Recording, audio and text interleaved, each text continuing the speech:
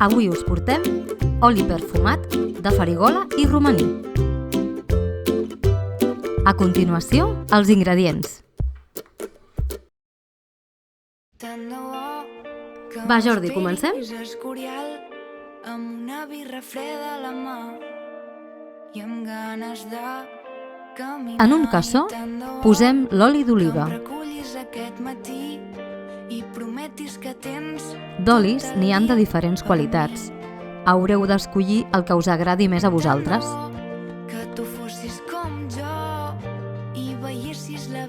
Agafem les plantes aromàtiques i comencem amb la poda.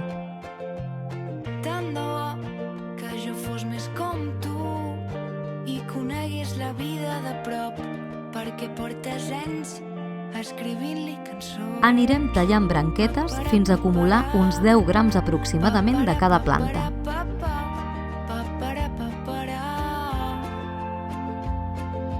Canta, que la vida ho demana, la veritat m'és igual al destí. Comproveu que les fulles no tinguin pols o brutícia abans de ficar-les.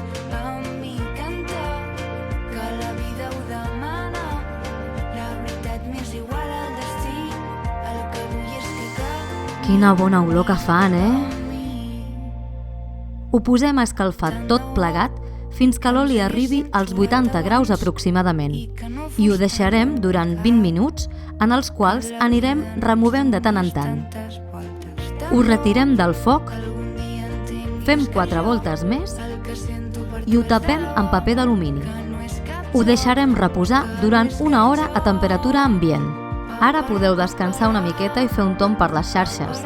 Per cert, us podeu subscriure al nostre canal, ja ho sabeu?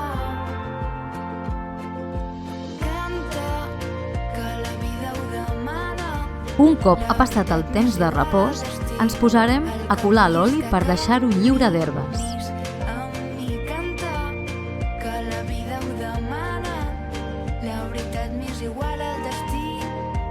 Nosaltres hem fet servir un pot de vidre reciclat per colar-ho més fàcilment. Més tard ho ficarem al nostre setrill.